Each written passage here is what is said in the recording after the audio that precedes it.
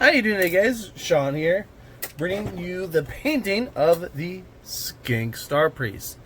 Now, I didn't mention I was going to prime it, but it was kind of a little bit drizzling. I didn't want to get my camera wet.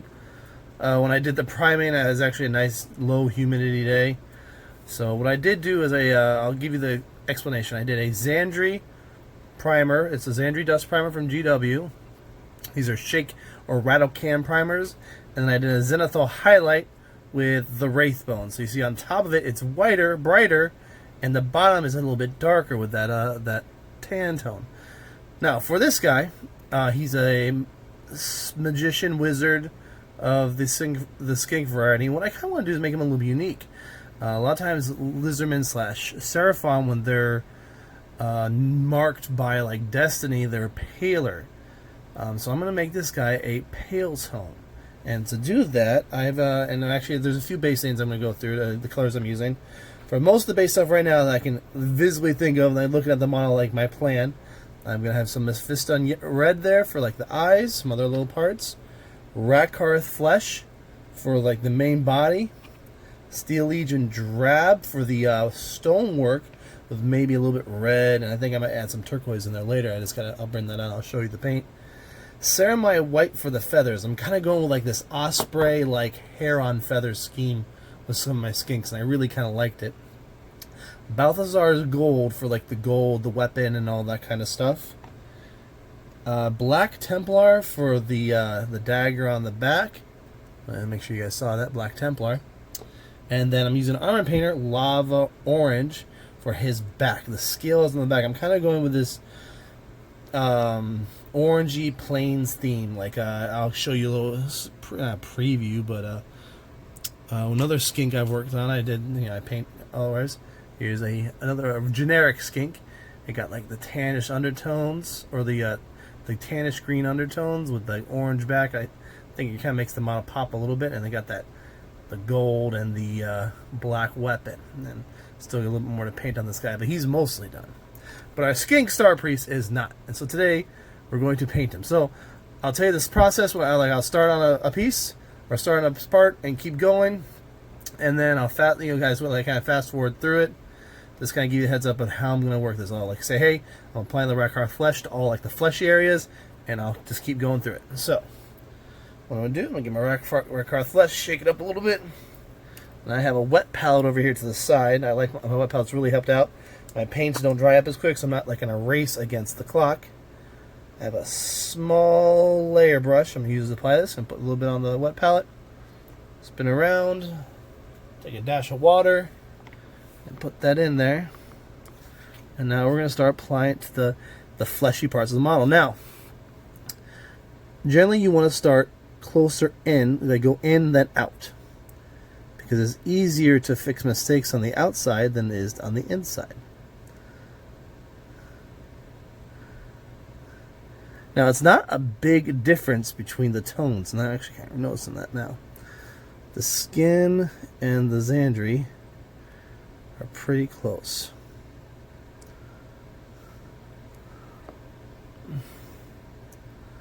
But it makes just a difference enough that I think when I do a glaze, that's what I'm going to do, a glaze, kind of like highlight it, of a little bit of purplish or maybe an orange. I'm still debating on what like the albino like tone is going to be.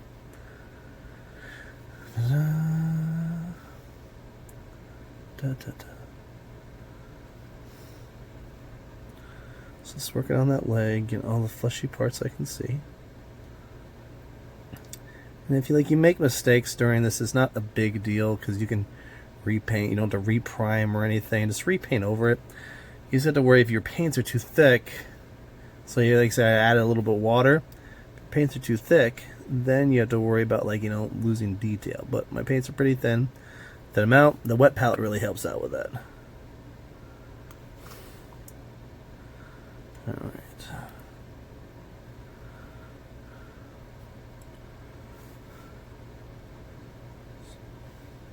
This is kind of new for me, working within the confines of the camera a little bit.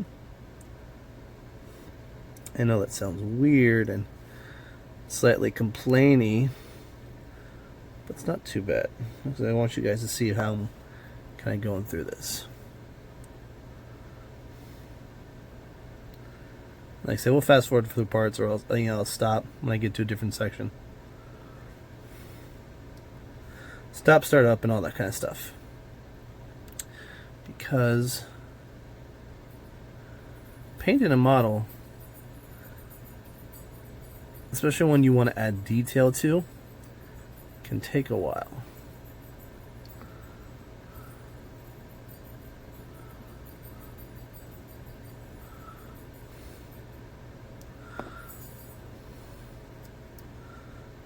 Now the only thing I really don't have in my painting area is a blow dryer, or a cheap blow dryer, because I have enough electrical stuff in this garage. I'm worried about frying a circuit, to be honest. So I got the leg and the tail done. Let's work on that arm right there. A little shoulder piece. Alright, I'm gonna actually shake a little more rack hearth. Slightly about wet palette, again, I don't have to worry about adding too much more paint at a time, because I can mix around, add a little water, and it just stays wet. It's a nice little thing. You know, when I used to paint using a normal palette, I guess, or it's like those little plastic trays like you can get in Walmart.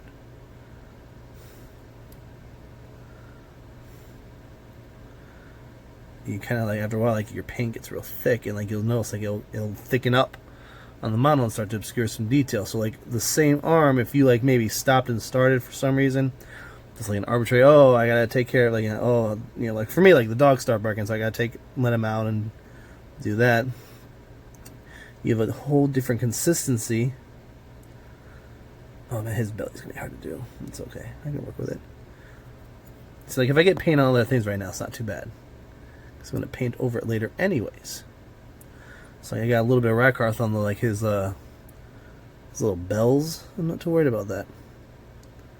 I can repaint over that. And see, I'm going over the areas I've already painted, applying layers, small layers, to really brighten up the color and make it a lot more solid than it is. Now, I've been doing a lot of my again, they call it batch painting. I just did 24 skinks, and I used contrast paints to help do that. It just makes a 50-50 or something, and then just have at it, because it's much faster. This being a hero unit, you want to spend more time on making them unique and cool. You know what I could be doing too, and I realize I'm doing this with my hands. I could have them in this Citadel handle, but right now he's so small, I really need to get to all these little areas. I don't think that handle will allow me the maneuverability, especially underneath right now. I'm getting in there. I think it would be more harm than help at the moment. Alright, so from here, I'm going to just paint and let you guys watch. And it'll be fast forward a little bit. So alright, so now with that base flesh coat done, we're actually going to work on his back now. Because that way, if I do make any mistakes in this part, I can just retouch those areas again. So I'm going to take lava orange, shake it up real good, put a little bit on my palette, and these dropper bottles just make it so much nicer to be able to control how much you put onto your palette, and it's really good. And so for this guy, I watered it down a little bit. I'm using a large base brush, which I should have been using for the Wrath card, the skin base, but I didn't. So I'm going to work on that back now.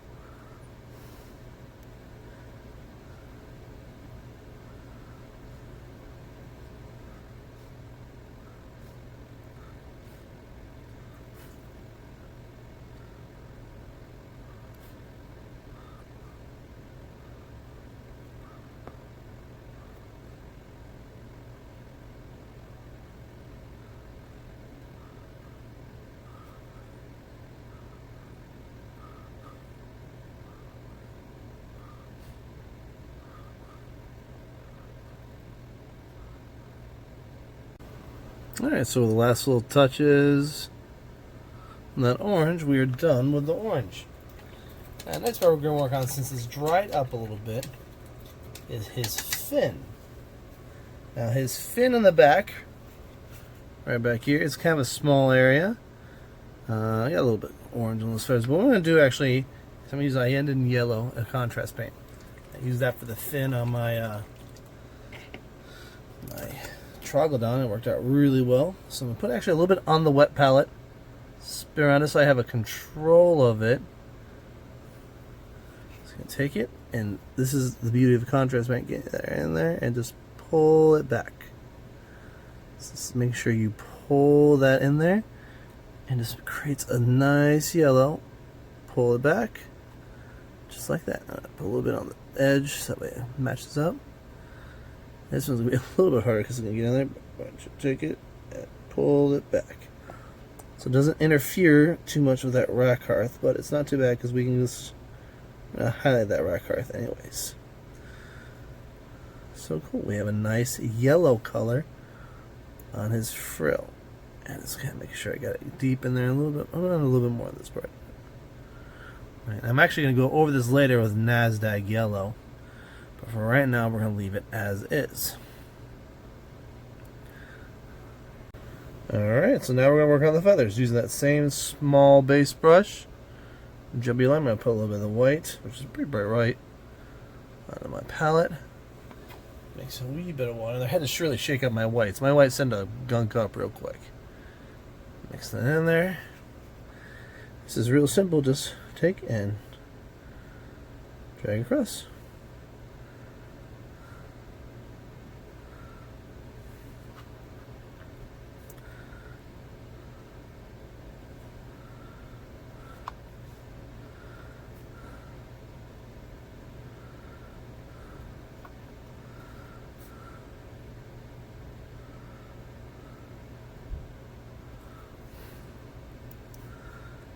The other side.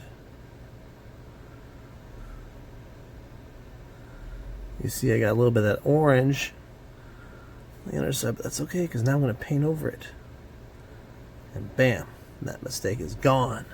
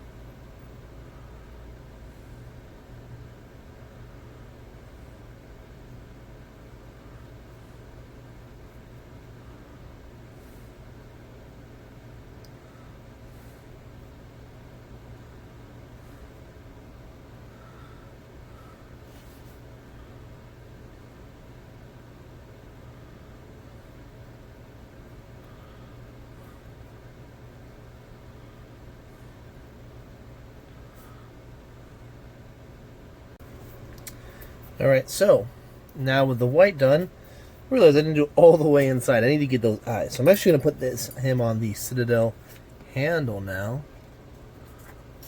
And there we go. There we go. So handle. So you see he's braced like that. He's going to be a little closer to you guys. Take a Mephisto red.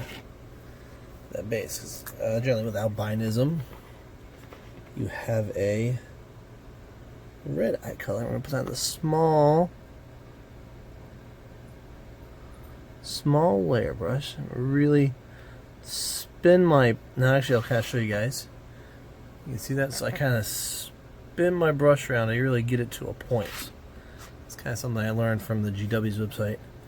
And now with this candle, I can really brace and get in there.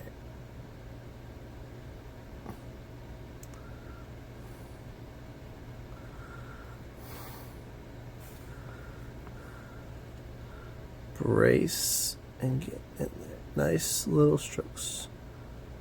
There we go. Easy peasy. Lemon squeezy. That nice red in there. Looks good, looks good. So at this point, I want to tackle the that temple base here real quick. So what I'm going to do is I'm going to take some Steel Legion Drab on a medium base brush from GW. I have a lot of GW brushes. I like them. They tend to fit my needs very well. But a lot of times, as long as you can have like a thick brush with a thin point, and that will get all your work done for you. So I'm going to spin that around a little bit. So get that base. And I remember that the reason I cut this base out is because I had those skulls on there. So I need to go back with my ceramite white and paint those skulls. So now with the base done, which we use Steel Legion Drab for, and I went back and did the skulls with a ceramite white. See the base now that's done. I want to work on the gold details, which will be like the connections and the bracelets and the staff. And actually, I think that top part of the staff, I want onyx. So I'm actually going to use Black Templar contrast paint. And I'll use that small base brush again. So Black Templar. Take a little bit and dab a little on my wet palette. A little bit more because I want this a little thicker. And spin. And you're gonna see here like the detail of the contrast paint does a very good job of maintaining all that detail of the model, or the depth of the model. I think I'll still keep those spikes, that type of gold though. So I'm just spreading this Black Templar around pretty evenly. And actually, I think some of that was out of frame. I think I could actually go a little bit thicker. And it's at this point Sean realized there's another skull on top of the staff. So Sean will have to paint that skull as well. Sean is silly and not pay close enough attention to his model when he was doing the prep and picking out the paints.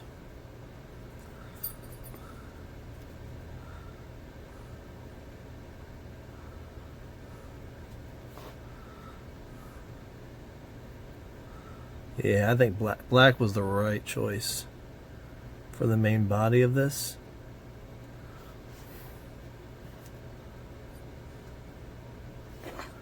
So it really, because what I'm going to do next will blow your minds. No, what I'm going to do next is I'm going to add some details to it that is kind of like, that I'm kind of making a theme of my army. So let me finish off all the black details and then we'll get to the rest of the basins. I won't get to the cool stuff until a little bit later. With the with the weapon, I mean, with the weapon. This is still pretty cool. And this is all pretty cool.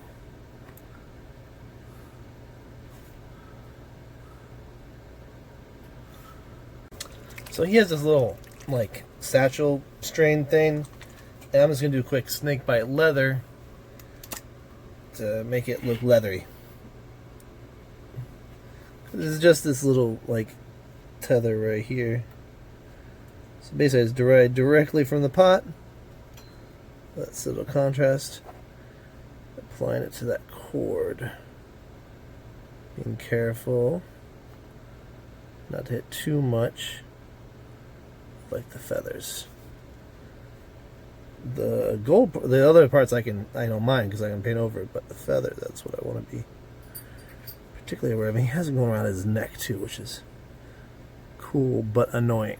Alright, and then he's gonna, oh, he's got this little string in the back for his washcloth.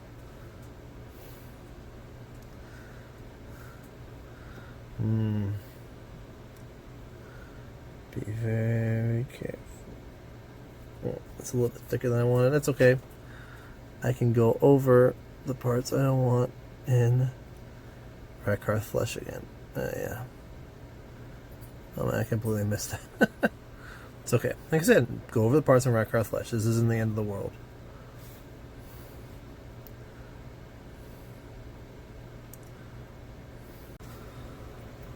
So now we're going to go over some of these little ore parts. I painted a little bit here, but I realized I didn't like that bright of yellow right away. So I'm going to use Averland Sunset and the Fang, which is a dark blue and a yellow, to get some of those beaded ornaments on it to make it stand out a little bit, but not too much that it overpowers the model.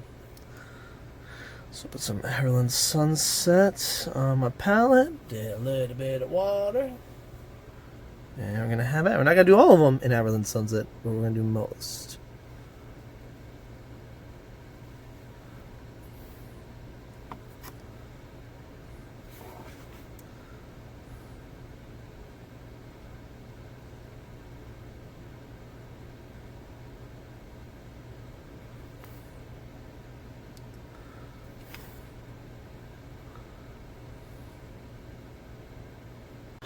Alright, so now with those little beads done, we're going to work on the metal pieces. It's got this big old bar.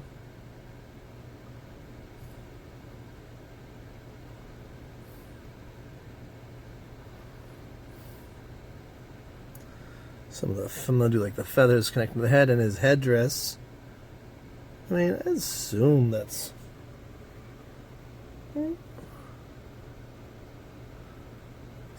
metal. Most of the stuff that's King Square is metal. Again, very Aztec-y.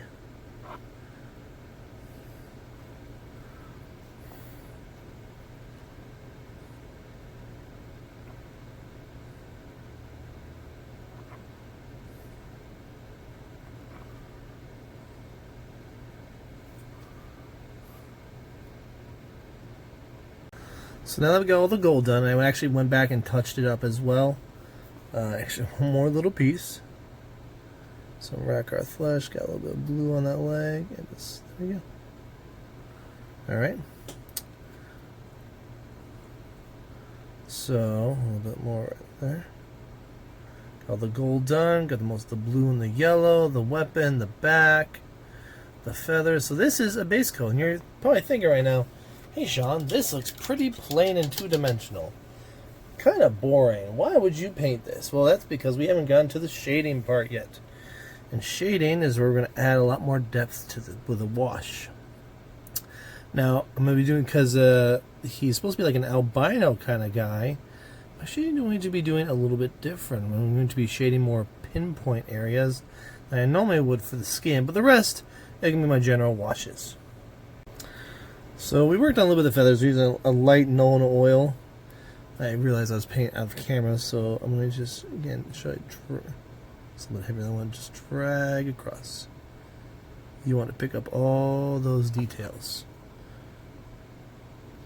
in the back. Because you see it kind of settles into the recesses of the miniature.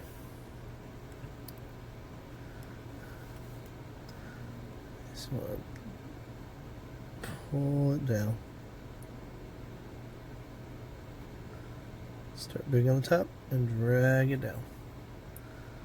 The next shade we're going to do is Agrax Earth Shade. And this will be a little bit, I don't want to say denser, but it's not going to be slopped on there, but it's going to be a little bit more thicker than other parts. Some areas we're going to apply this to are, one, the base, and the skulls on the base.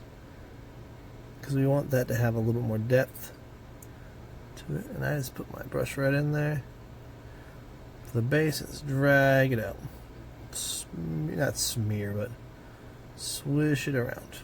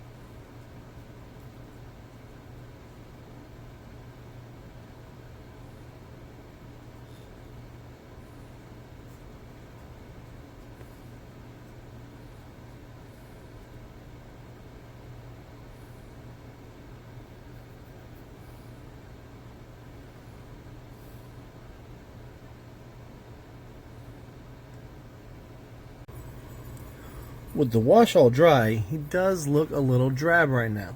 So what we're going to do is highlight and layer up the model so that way it brightens up those areas that are a little bit darkened by that wash. So the first thing we're going to do is starting from the inside. Let's get these little beads and little ornaments on it. And for that, we will be using the right color out here. But I had it.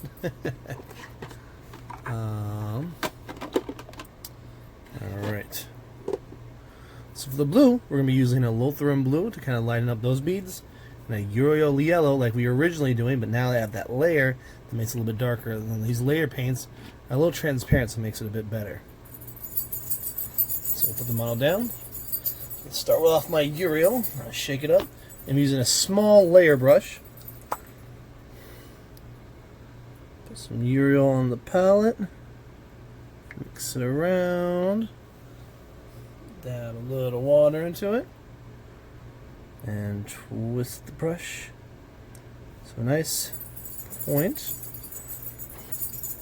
I'm just going to pick up the raised areas of it. Like that.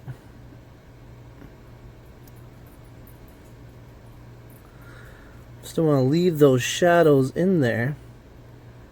So why, if you cover it up, why would you highlight it?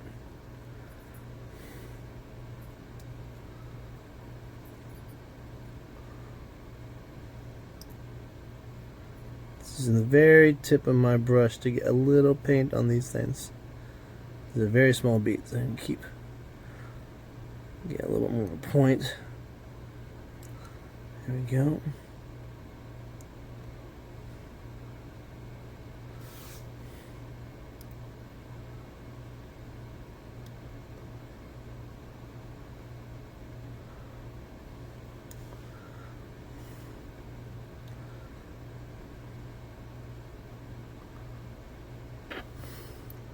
So there, now we have a little bit to highlight. It just adds that little bit more to it. Wash off. Alright. Now let me get that inside work done. I think what we're going to do is actually go over some of the areas with Rackhearth flesh again because of darkening a little bit too much down with the shade. So that's another way to highlight, is just to reuse your base coat over again. You don't have to do a different color always. Just reuse the base coat in areas that would be bright. He's got the recesses in the hand, but the flats of the hand, those would be pretty bright, right?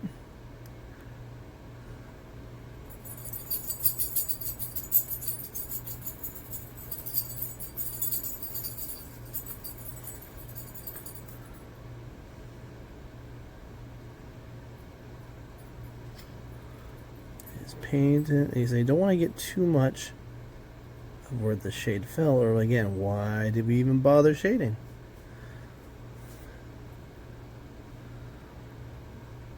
Skin is, I'll be honest, skin's one of those ones I have a little bit of trouble with sometimes when I highlight. Even though it's dinosaur skin, that should be great at dinosaur skin. This is Rackhearth. Okay, good. I was like, I was really worried I got the wrong paint for a second.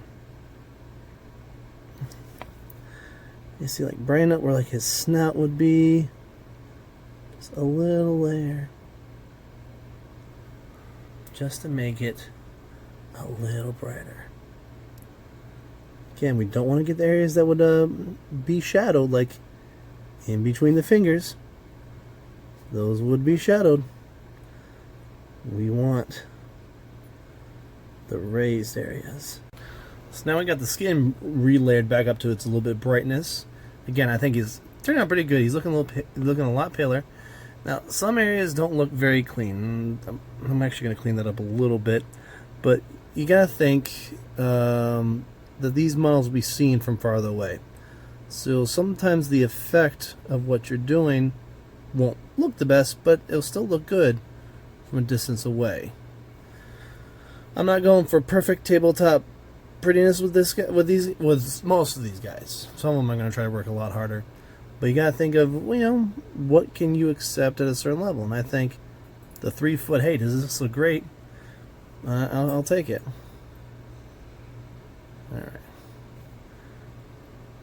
Alright, so we're going to move on to now, is while we're there, and got that, just did the skin, might as well do those eyes again. This time, I'm going to do an Evil Sun Scarlet. Evil Sun Scarlet. So just a little brighter red. Get it to a really good point. Brace the mono. I'm just going to pick out just a little bit at the top. Brace and just pick up a little bit at the top. There we go. So again, it's that nice little touches for highlight that make this all that much better. Alright, now that we cleaned out of it, we're going to go over the bone parts and the middle thing of the feathers with Ushanti bone. Sorry, that was real close. So again, just put a little bit on the palette. And we're going to add some water because that's a little bit thicker than I like. There we go. Spin around, get to that point. There we go. See all these little bone pieces in there. Just a little on the tops. That light's gonna hit.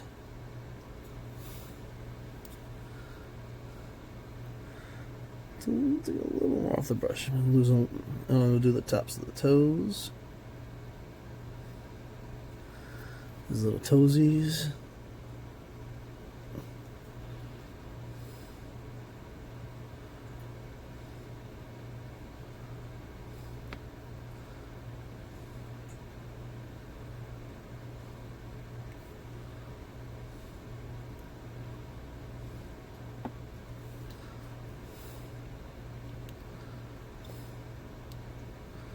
As these dry, these layer paints are a little bit transparent, so like the original color will come through a little bit. So, alright, let's see. Tops, toes, did all that. Alright, now we get that feather. So let's get a good fine point.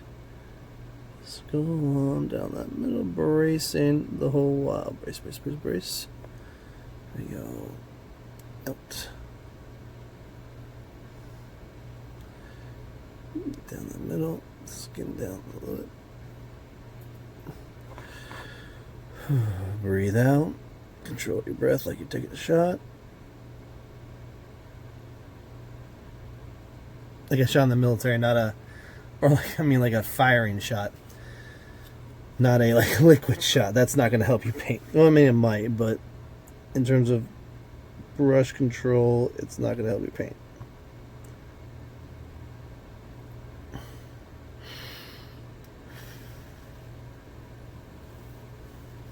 That's a little too much. Bummer. It's okay.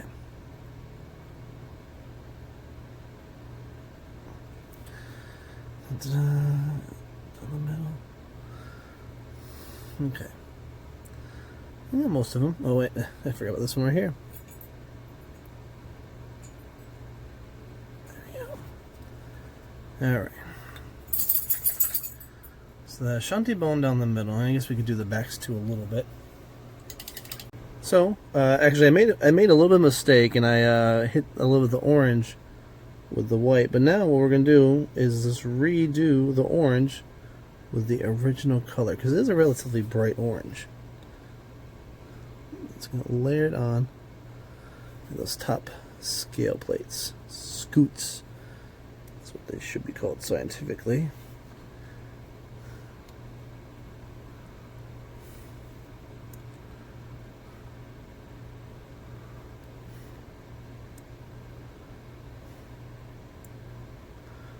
Orange is another one that's hard to layer up and get.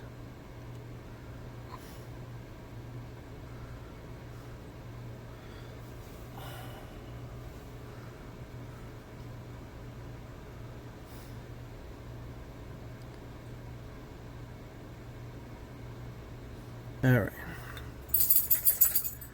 So the shanty bone down the middle. I guess we could do the backs too a little bit.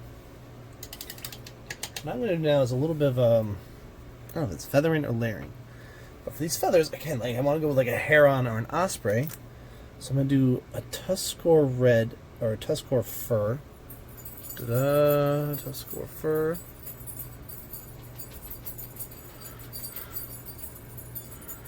And then again, I'm going to do a Gorthor brown afterwards. So, get nice, point it out. Let's take it and just top. Like that. Right at the top.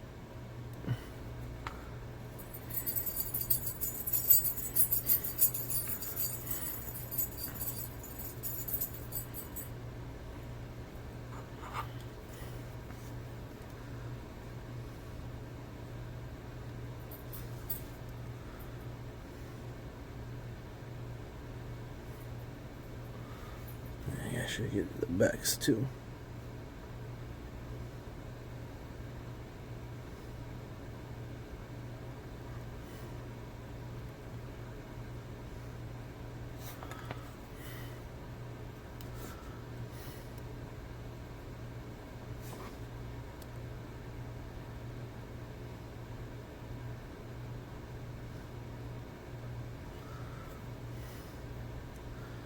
To me, a lot of ospreys and herons are like that brownish red.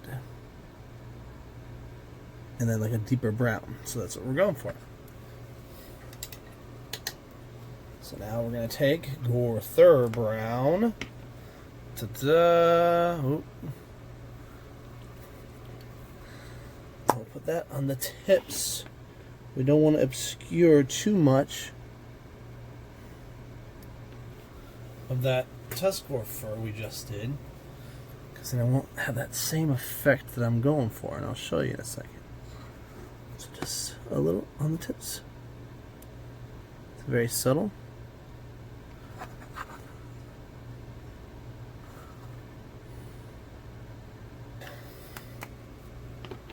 And now, since we know where the edges of those designs are, we're going to do a little of a highlighting Ulthuan gray on the feather itself, because the feather right now is pretty drab besides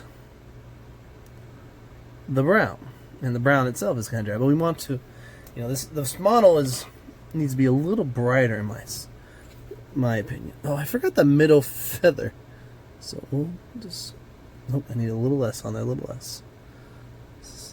Feather out. Just like that. Go where the lines would be.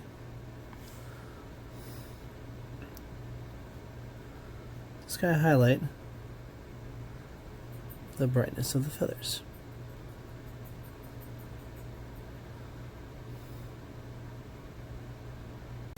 Alright, now so with the feathers done and the orange of the back now brightened up a little bit, we'll do a little bit more later with the second highlight, but right now we're going to work on the gold pieces. So we're going to get some Gehenna's gold. This is it's very, very smooth, almost like reddish gold compared to the greedy gold I did on some of my other skinks. This one comes out a little more, I don't want to say blood gold, but it's a little bit more of a point. Skin those tips. Highlighting these flatter areas.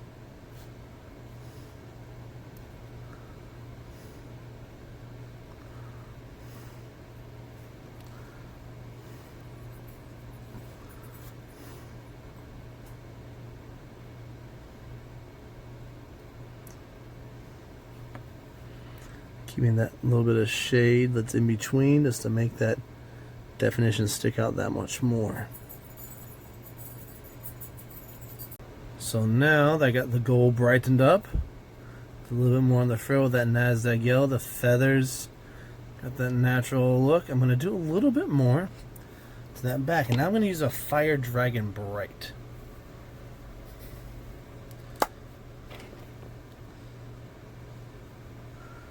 I'm going to focus on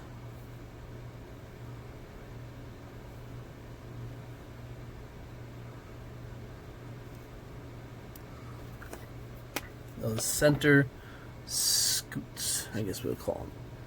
Where's the guys? A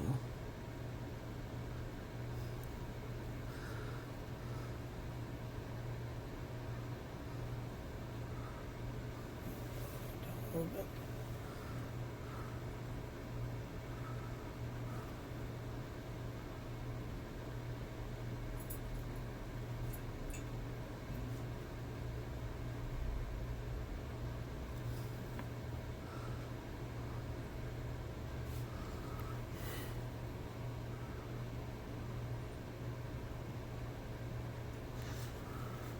A little bit of design along the back. He's a hero, so he's going to want to look a little bit different. So he's coming together now. Like he looks the pale wizard, you got the base.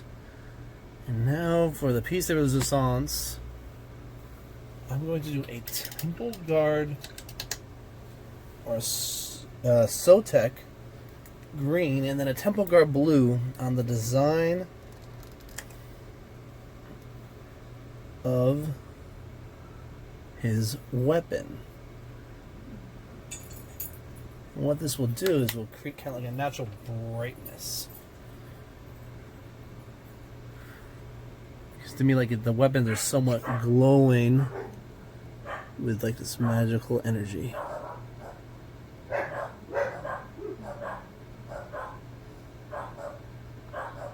we got this darker blue on top of this black.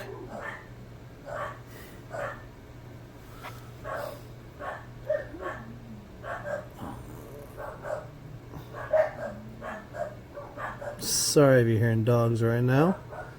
They're barking at something. I don't know what. That's okay. So to me, like the dark blue.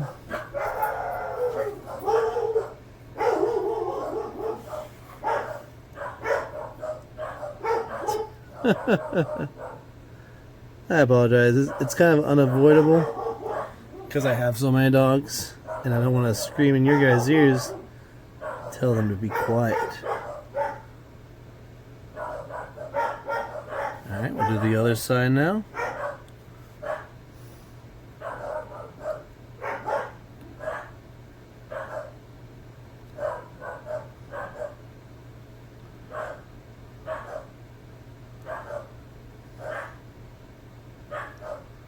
So while we're waiting for the design to dry, I'm using black from Vallejo. This is called black.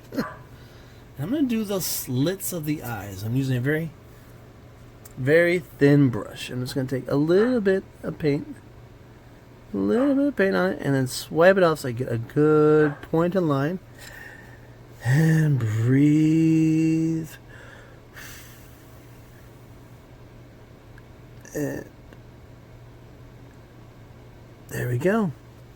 Just a little bit of a line. Just to give that eye a little more character. So now we have this pale Saurian wizard. And he's about to get his magical glow effect on.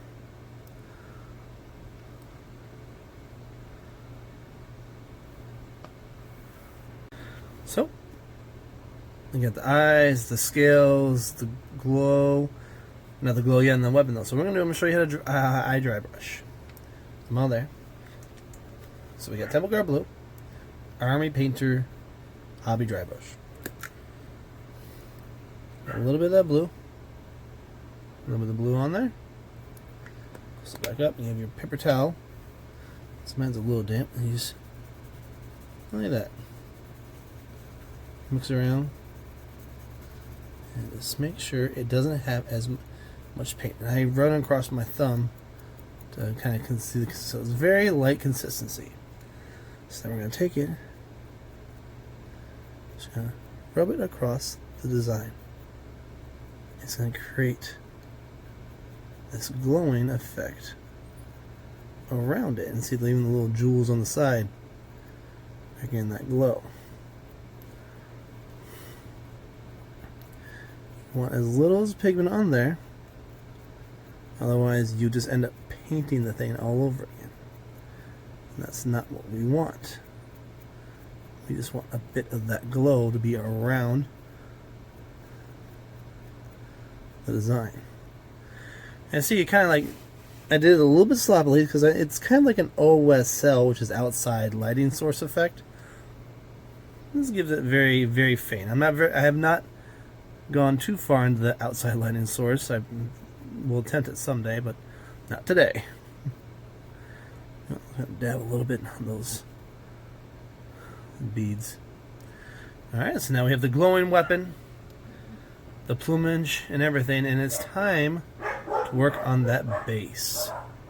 So applying the same concept for the light blue, I'm now going to dry brush the base of this with a Karak stone. Oh, I see there's too much on there. So wipe some off on my thumb.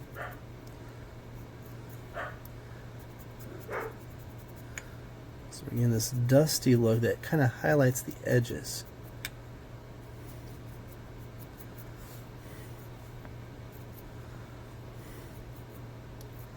Yeah, I used a little bit too much in the beginning, but that's okay.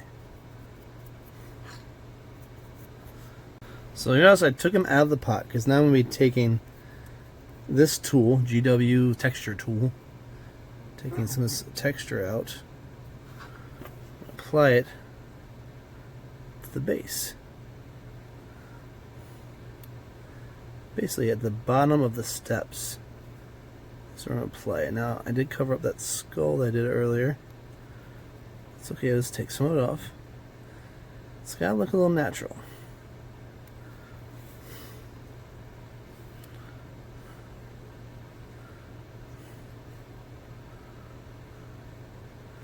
So while that green stuff kind of formed something kind of like muddish, wasn't perfect. I didn't like it that much. So this will make it blend in, especially with the rest of my army, much better. So after doing the wash and doing the dry brush on the ground, so you got a little touch to it. The last little bit I want to do is add a little bush, just to make it look a little bit more nature-like. So I have these Army Painter Wasteland Tufts that I've been using for a lot of my guys.